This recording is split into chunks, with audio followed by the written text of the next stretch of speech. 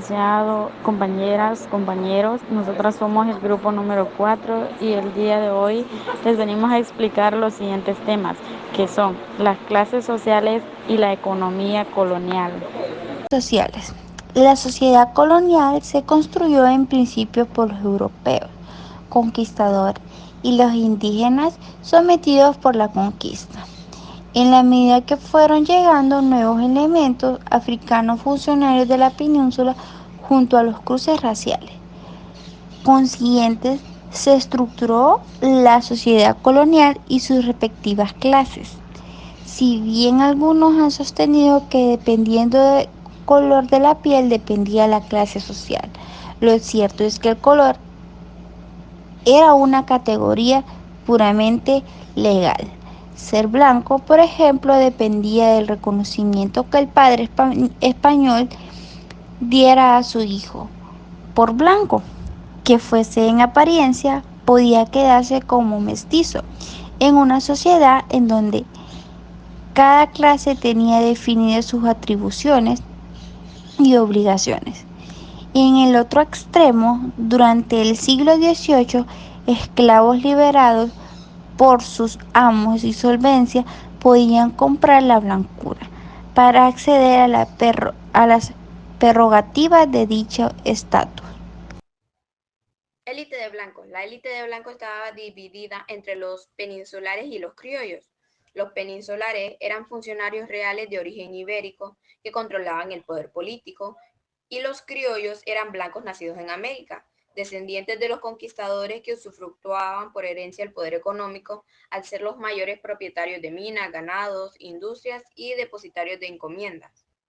Los indios eran la base de la economía colonial. Sin su fuerza laboral no era posible las labores de las haciendas, minas, obras, labores domésticas, la iglesia y los tributos en especie que se gozaban los encomenderos criollos y la corona. Tan solo los caciques podían aspirar a un mejor nivel de vida, porque sus dignidades fueron respetadas por los españoles a fin de garantizar el tributo indígena a los blancos en los aspectos antes mencionados. Para su mejor control, los indios vivían en poblados llamados reducciones. La legislación española a partir de 1542 consideraba a los indios vasallos libres del rey y tenían derecho a disfrutar de tierras individuales y comunales a fin de asegurar su subsistencia y la del tributo. A pesar de ello, los criollos y corregidores apenas permitían al indio asegurar la primera y fue común durante la colonia las diligencias de los criollos para despojar de sus tierras a los indios, lo que dio origen a la formación de grandes latifundios como herencia colonial en América Latina. Los negros, según Kenneth, los primeros esclavos africanos fueron introducidos después de 1492, pues desde 1479 en Andalucía se compraban a comerciantes portugueses que los traían de Guinea y se les apreciaba mucho por su carácter servicial y alegre. Sin embargo, fue el drástico descenso de la población indígena en la primera mitad del siglo XVI lo que estimuló la demanda de esta mano de obra alternativa. Además, se reveló que el africano era superior al indio en capacidad de trabajo, resistencia y docilidad. También dice que los defensores de los derechos humanos de los indios, como Fray Bartolomé de las Casas, abogaron para la importación de africanos. De las Casas afirmaban que con 20 negros se podía obtener más oro que con el doble número de los indios. Y posteriormente se arrepintió de su consejo, pero la realidad económica se mostró más fuerte que la amonestación cristiana. La explotación de las inmensas riquezas del Nuevo Mundo posible si se ocurría a las robustas fuerzas de trabajo de los africanos. Según un memorándum de la Casa de Contratación, la importancia de los esclavos constituía en 1859 la mercancía más importante llevada a América por valor de 1 millón de ducados al año. Por lo anterior, la importación de africanos se mantuvo durante todo el periodo colonial. Los africanos fueron introducidos durante el siglo XVI por licencias reales, por contrato con compañías comerciales italianas y posteriormente por portugueses e ingleses. Los mecanismos podían ser lícitos con autorización real o por contrabando. Es importante apuntar que la mayor o menor presencia de la población negra en las colonias americanas dependían de su geografía y las actividades económicas a las que consecuentemente se dedicaban. Si bien el africano se utilizó en el servicio doméstico en distintas provincias, fue en la economía agrícola de plantación en donde se revelaron más eficientes. Estas generalmente se practicaban en zonas bajas, tropicales y especialmente costeras. De ahí la mayor concentración de esclavos africanos en las islas del Caribe, Golfo de México y el Caribe venezolano y colombiano, regiones donde el clima de ellos era similar de donde procedían. En Honduras, Carías, en 1981, refiere que los primeros negros llegaron en 1545 en un número de 1500 a trabajar en las minas de Tegucigalpa. Honduras también recibió la llegada de un fuerte núcleo de negros garífunas en el año de 1797, expulsados por los ingleses de la isla caribeña de San Vicente. Instalados en Isla de las Bahías, posteriormente se radicaron en las cercanías de Trujillo, esparciéndose anteriormente por toda la costa caribeña de Honduras, conformando el pueblo garífuna de Honduras. Por la escasa presencia española en la zona nororiental hondureña, los garífunas no fueron esclavos durante la colonia. En general, la presencia del elemento negro fue trascendental en la conformación social de Honduras, ya que él mismo surgieron los mulatos y los convalecidos como pardos. En 1743, poblaciones como Orica y Cantarranas se consideraban habitadas prácticamente por negros. En Tegucigalpa, ese mismo año, se consideraba que el 86% de la población estaba compuesta por mulatos. En los textos históricos nacionales se ha invisibilizado la importancia de los esclavos negros en la sociedad y economía hondureña, siendo que estos fueron soporte fundamental en la vida de los colonos al constituirse en uno de los bienes muebles mejor valorados. Se los utilizaba no solo en la minería, sino que también en el servicio doméstico y labores agrícolas y ganaderas. Desde 1540, indios y esclavos africanos extraían oro del río Guayupe en Olancho. Igualmente se les utilizó en la segunda mitad del siglo XVI en la explotación minera de Santa Lucía, Yuscarán y Tegucigalpa. Aunque no se tienen datos específicos de la cantidad de población negra esclava en Honduras durante la colonia, se sabe que para 1640 habían 27,000 en Centroamérica.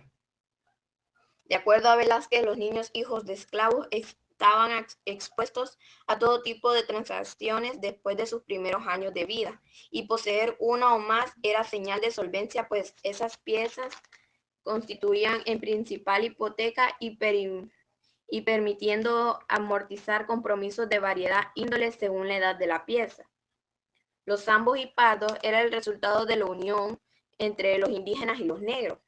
En suma, debido a la presencia de los elementos étnicos blancos, indígenas y negros, así como la mezcla entre ellos, se produjo en Honduras una sociedad extremadamente heterogénea, muy distinta al resto de Centroamérica, en donde según los tipos impera el elemento indígena para el caso de Guatemala, el mestizo para El Salvador y Nicaragua, y el blanco para Costa Rica. Es importante resaltar que durante todo el periodo colonial existieron conflictos entre peninsulares y criollos, debido a que estos últimos demandaban los mismos derechos de los peninsulares en el sentido de ocupar los cargos públicos de la administración política en América. Esa contradicción entre ambos grupos tuvo su punto más álgido a principios del siglo XIX, cuando fueron precisamente los criollos los que incitaron y promovieron los movimientos independentistas de América. Castas y mestizos fueron producto de la mezcla entre los grupos primarios negros, blancos e indios, dado que la legislación española no los contemplaba como sujetos a derechos y deberes. Se convirtieron en un sector marginal, por lo que se le ocupó en labores como el peonaje, servicios domésticos, oficios artesanales y capataces, labores que solo hombres libres de estatus inferior podían realizar. Rechazados tanto por los indígenas como por los blancos, tuvieron que sobrevivir desarrollando su agresividad, crueldad y astucia. Las castas más representativas fueron el mestizo y el mulato. Los mestizos, que eran el fruto de la unión entre blancos e indígenas, y el mulato, que derivaba de la mezcla entre blancos y negros. La economía colonial. La economía colonial fue lógicamente complementaria de la española, tendiente a satisfacer de aquellos productos que España no tenía, pero que a la vez pudieran soportar el largo viaje desde América. La economía se basaba en casi todo el territorio en el trabajo indígena estructurado en el sistema de encomiendas y la mita que originaron abusos. La principal fuente de riqueza era la tierra y sobre ella los conquistadores establecieron un sistema feudal. La economía colonial se basaba en varios elementos esenciales como ser una serie de centros mineros en México y Perú y en menor escala en Honduras, los minerales y reales de minas de la Alcaldía Mayor de Tegucigalpa, regiones agrícolas y ganaderas, periféricas a los centros mineros para el aprovisionamiento de víveres y materias primas. Es el caso de Choluteca, Comayagua y Olancho en Honduras. Un sistema comercial para encauzar la plata y el oro en forma de numerario o lingotes a España, con los cuales ésta pagaba por los bienes recibidos de Europa occidental. Permitía a la vez encauzar bienes a América desde el único puerto autorizado, el de Sevilla, pues España practicaba el monopolio comercial con sus provincias. La corona pensaba que así evitaba la fuga de metales preciosos y hacia otros estados europeos. La minería. La minería fue la actividad económica con más impulso que tuvo en la colonia.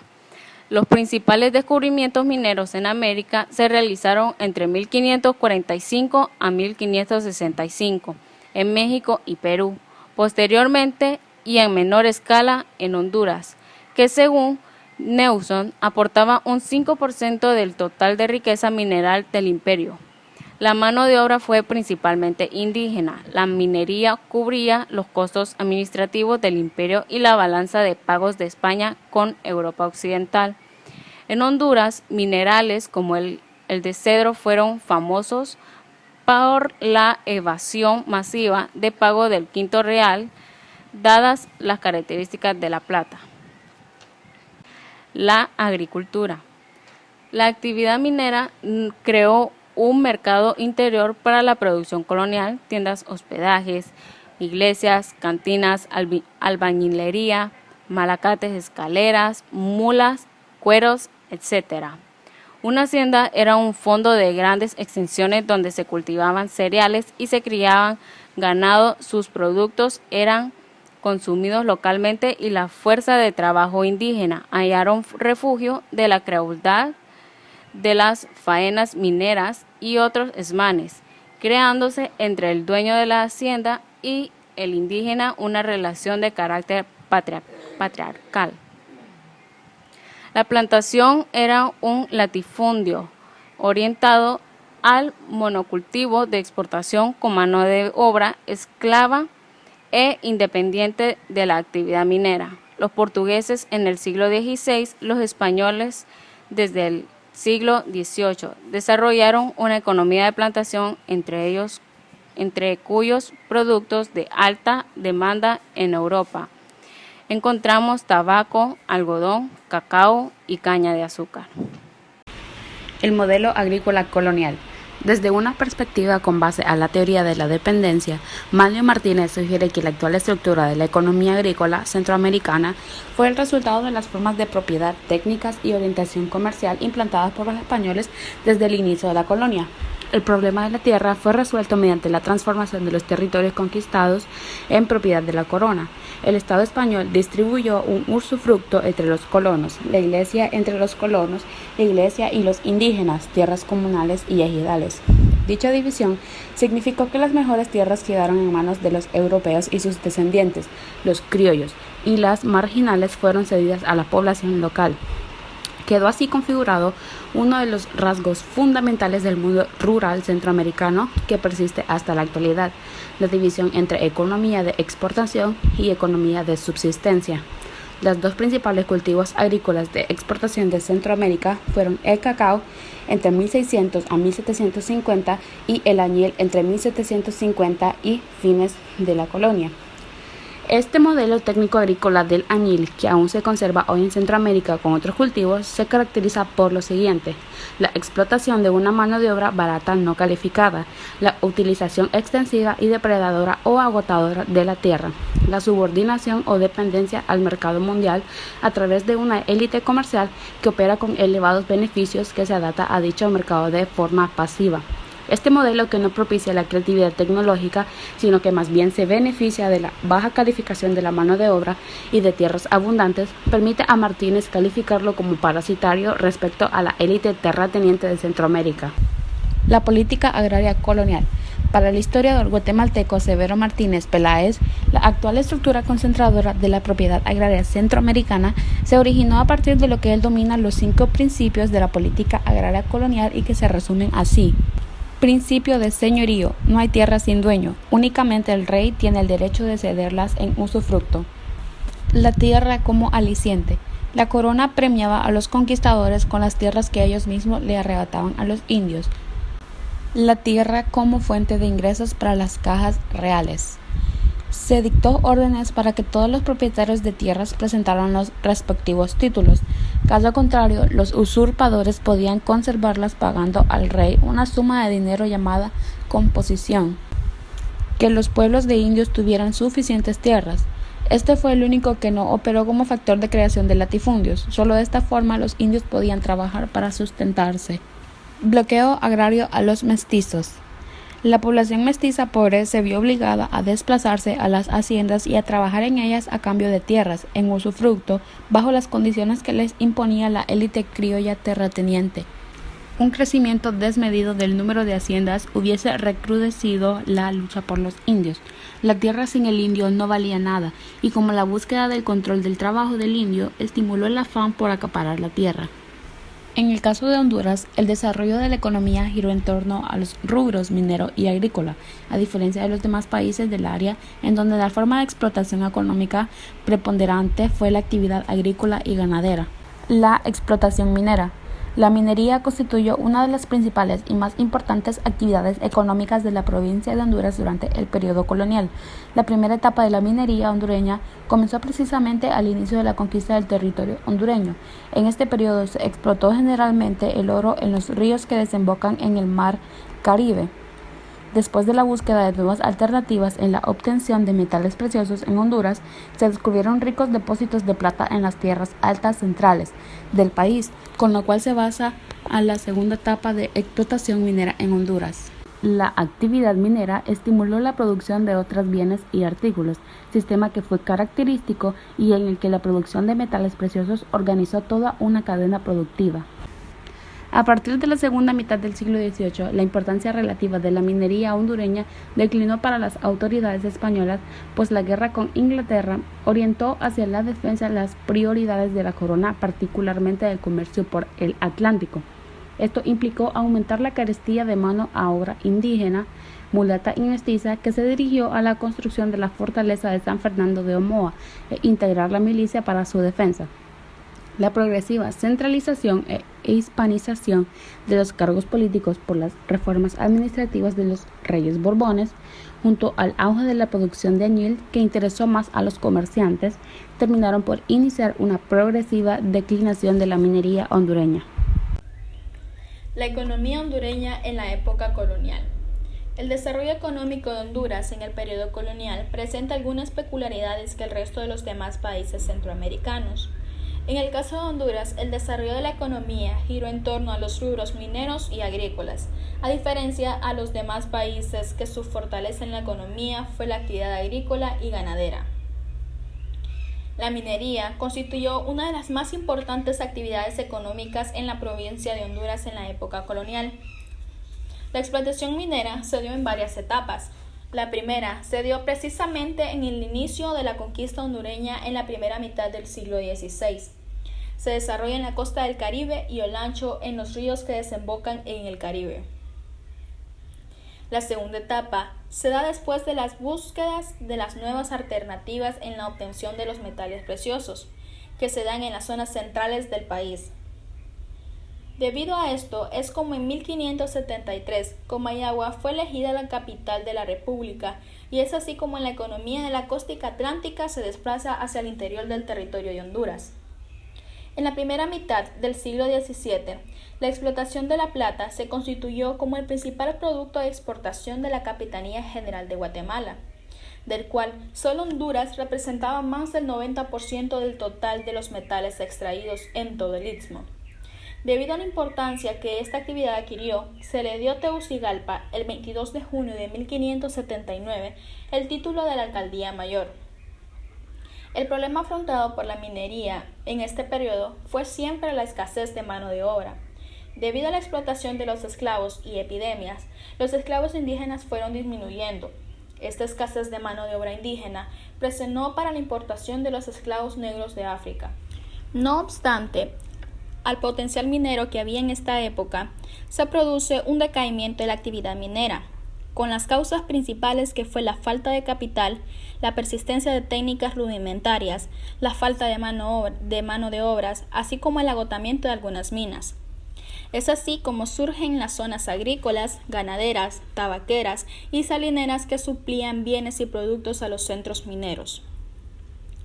A partir de la segunda mitad del siglo XVIII, la importancia relativa de la minería hondureña declinó para las autoridades españolas, ya que la guerra con Inglaterra de 1739 a 1748 orientó a la defensa de la corona, particularmente del comercio por el Atlántico.